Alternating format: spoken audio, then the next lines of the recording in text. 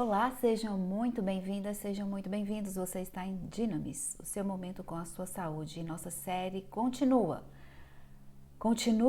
com fortes emoções. E hoje, quem gosta de emoções vai amar de paixão essa série, que é a nossa série número 3. Essa série nós vamos falar sobre tuberculinismo, sobre gripe, sobre arte, sobre música. Fiz com muito carinho para você, espero que você curta bastante. Nós vamos falar de um artista que foi épico. Eu digo que ele é e foi épico porque suas composições e suas músicas são as mais difíceis de serem tocadas. Isso quem falou não fui eu, que não sei tocar piano, mas grandes artistas que dizem mais difícil de se tocar em um piano é Chopin. E, para minha grata surpresa, eu descobri cada coisa sobre ele. Também acredito numa coisa: todo artista é tuberculínico. Será? Eu acho que sim. Eu acho não. Eu tenho grande convicção que seja, porque os artistas, eles têm certas características e uma delas é estar diante do tempo. Quando eu falo isso, eu falo não só dos artistas, mas grandes cientistas, grandes pesquisadores, grandes personalidades, grandes atores e atrizes, políticos. Tem político tuberculínico. Então, tenho para mim que toda pessoa que está à frente do seu tempo, grande parte deles são tuberculínicos. E a gente vai descobrir nessa série o porquê. Então eu faço dessa série número 3 sobre gripe, que não tem nada a ver com muita gripe, nada, mas tuberculinismo, que é um miasma, que nós vamos descobrir aqui também o que é miasma. Dedico a todos os apaixonados desta vida de meu Deus, apaixonados não só por pessoas, mas também por causas, a gente não fala causa, né? Que a gente sempre acha que uma causa é uma coisa assim meio que impossível, às vezes, mas por todos aqueles que lutam pelos seus ideais. É minha pequena homenagem. Eu também fiz essa série em homenagem a mim. Por quê? Aí você fala que é egoísta? Não, não é egoísta. Porque quando uma pessoa ama o que ela faz, muito, de todo o coração e de paixão, ela passa por todas as barreiras, quaisquer que sejam elas, para chegar até o ponto que ela quer chegar. Então, também faço homenagem àquelas pessoas que lutam pela homeopatia neste país. Não é fácil de viver de homeopatia. Sempre as pessoas correlacionam homeopatia com outra coisa, porque não é fácil. Mas quando você ama com paixão aquilo que você faz, tem fé no seu trabalho, no seu potencial, teve grandes professores, fez tudo e mais um pouco para entender o que é homeopatia, e aquilo um dia, não se assuste que eu vou dizer, mas um dia você vai achar tão fácil como respirar. É isso mesmo que eu falei. Chega um dia que você fala assim: nossa, a homeopatia é tão simples. A gente aqui complica. Como o ato de respirar. Até fica automático, não é? Então eu faço essa série em homenagem aos apaixonados por causas, por amar o que fazem, por aquelas pessoas que deixaram também a homeopatia nesse patamar, pesquisadores, cientistas, professores apaixonados. Eu dedico de todo o meu coração, como uma boa tuberculínica que sou, que sou mesmo. Deixo aqui a minha pequena e humilde homenagem, tá bem? Então, sem mais delongas e já prolongando, nós vamos começar com uma obra-prima de Chopin. Nós vamos falar sobre ele, sobre a sua história e o que ele deixou de legado. Não só a nível musical, mas também, eu digo assim, que obra-prima, como toca nossas almas quando você ouve uma música composta por ele. E tem surpresas na vida dele que vocês vão ficar assim, poxa vida, como assim? Que eu também fiquei espantada. E a gente vai partilhar nessa primeira parte do nosso vídeo da série 3, que a gente chama de gripe, que a gente vai chamar de tuberculinismo, que a gente vai chamar de Chopin, ok? Para a gente começar, a gente vai ouvir uma música que ela é interpretada por uma pessoa que é muito assistida no YouTube. Ele chama Franz Ventura, é um exímio pianista e ele diz em todas as suas lives, nas suas gravações, nos vídeos que ele posta, que Chopin é a coisa não, é a peça, é a música mais difícil de interpretar e de tocar. E ele fala assim, por que que eu não fiz uma obra-prima nessa magnitude?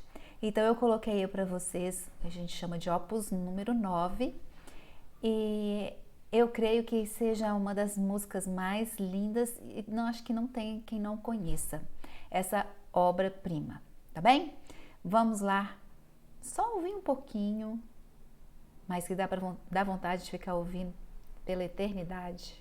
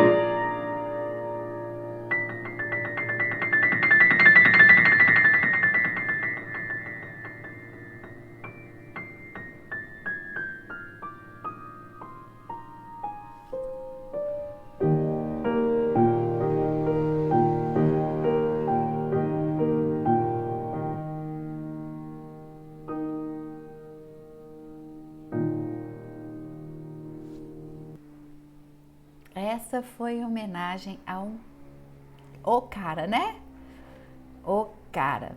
Bom, vamos começar lá. E você sabe como e por que Chopin morreu? Vamos ver um pouquinho da história da vida dele, que eu acho que vocês vão se encantar. Ele nasceu em 1800 e um pouquinho só para vocês terem uma noção, em 1810, morreu em 49. Muito novinho, né? Pois é, ele foi um compositor excepcional de piano. Sua mãe era pianista, seu pai era professor. Ele era da aristocracia polonesa, faltou um pezinho aí. E por incrível que pareça, quem o ensinava a tocar piano era a irmã, a Ludwika, que era também uma exímia pianista. Com 7 anos, ele compôs em sol menor polonês.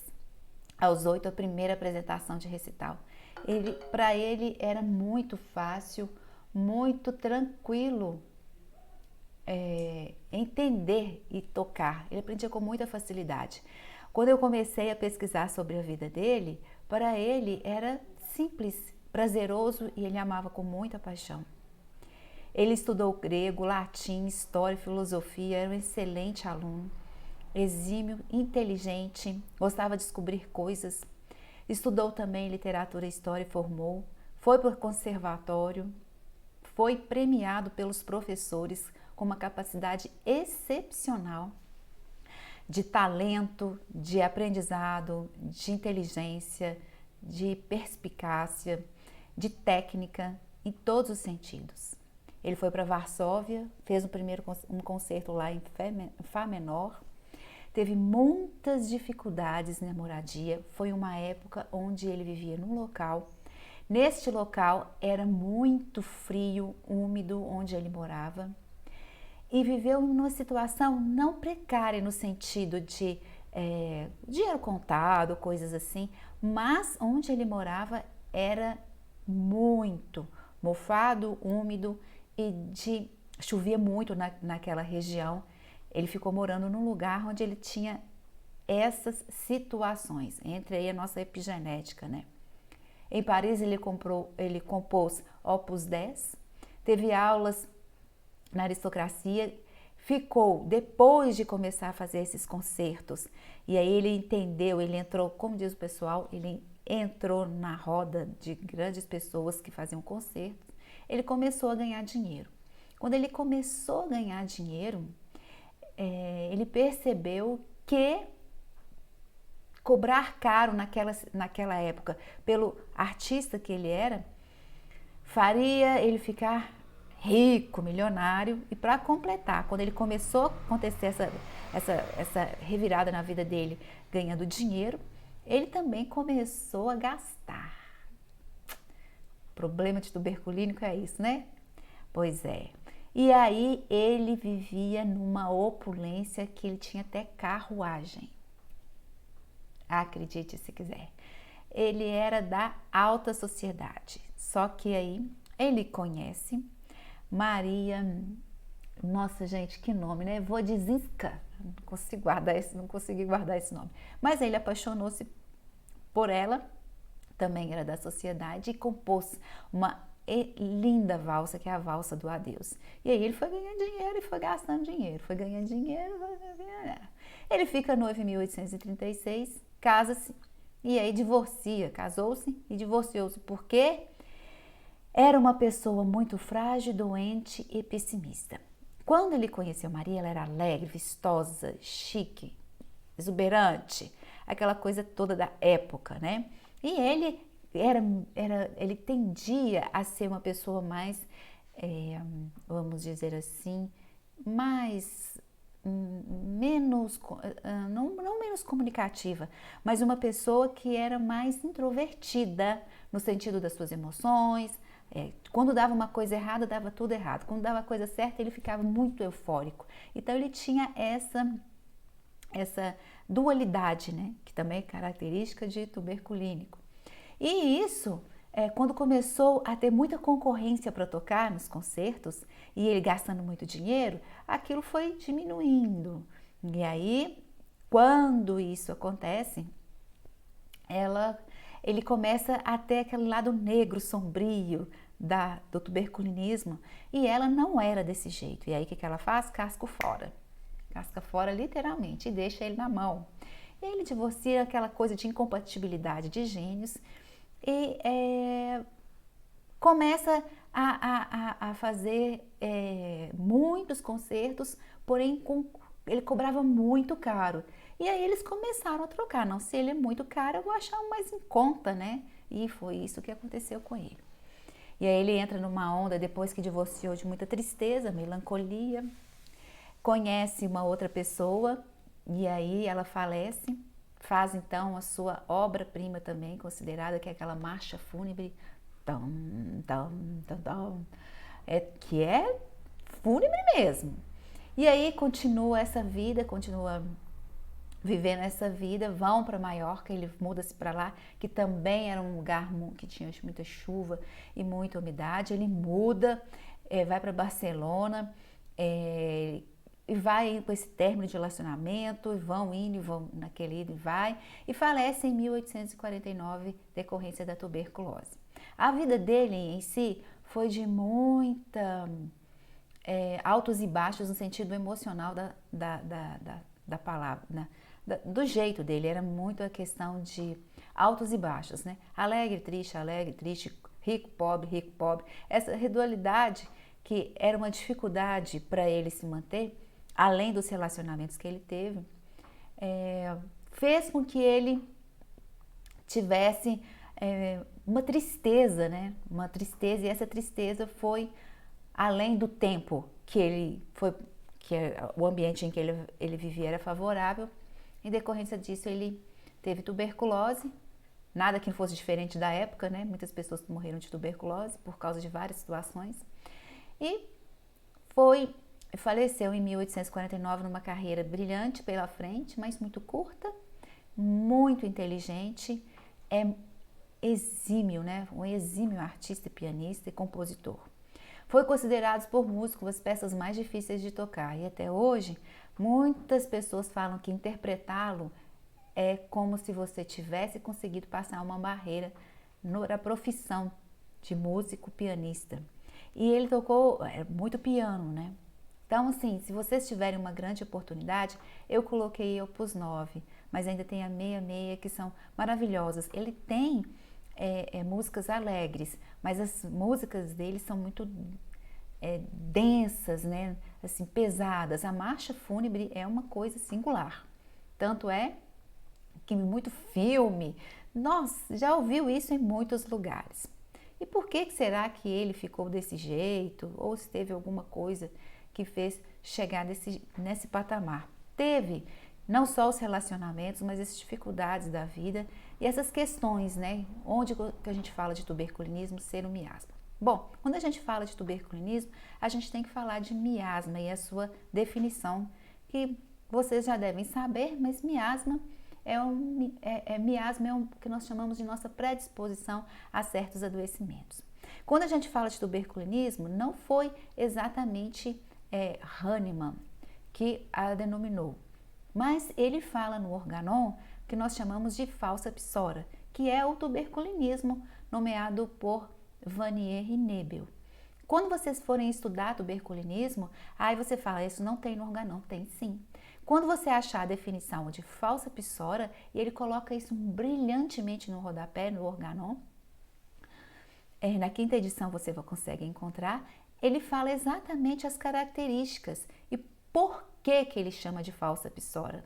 Ele diz que é um psórico já no nível elevado de adoecimento, mas que ele tem um enfoque mais sobre o lado emotivo. Então, vamos falar um pouquinho sobre esse miasma tão espetacular. Eu falo que ele é espetacular porque muitas pessoas, quando elas estão vibrando o tuberculinismo, elas encontram ali talvez uma forma de levar a sua vida, uma causa, uma vontade, ela se apaixona por determinado assunto e aquilo vira o seu modo de vida. Que quando a gente fala isso de modo de vida? Ele pega aquilo, agarra aquilo com unhas e dentes e vai. porque é apaixonado com aquilo, só respira aquilo. Quando é que você foi um apaixonado por uma pessoa e só respirava a pessoa? Na adolescência você ficou desse jeito, tenho certeza. Aí você fala, na adolescência eu apaixonava no outro dia era, mas isso também é tuberculinismo e a gente vai saber um pouquinho. Então não se esqueça, quem denominou tuberculinismo como miasma foi Nebel e Vanier, porém, contudo, todavia, Hahnemann já descrevia perfeitamente chamando de falsa psora no organon. E quais são as características? A gente tem como características de uma pessoa que vibra no tuberculismo. Por que eu falo em vibrar? Porque a gente não é só um miasma hoje em dia. Você pode ter, num dia, exatamente, vibrar todos os miasmas. Eu conto isso numa história muito interessante que eu vou exemplificar para você. Como assim, Cintia, alguém pode vibrar um miasma no mesmo dia? Pode. Isso é, assim, fato. Quando eu falo com você que é fato, é um exemplo que eu tive. Uma vez eu fui ministrar uma aula em Juiz de Fora. E aí eu tinha que ir de ônibus para Juiz de Fora. Peguei um ônibus, gente, Juiz de Fora é quase chegando no Rio de Janeiro. É aqui em Minas e é uma cidade onde as pessoas... É 4 horas de Belo Horizonte, 4 horas e meia de ônibus. Se você pega um ônibus que para em todo quanto é cidade. E foi exatamente esse que eu peguei. Quando eu entrei dentro desse ônibus, a minha poltrona era a última do ônibus. E aí, o que me aconteceu?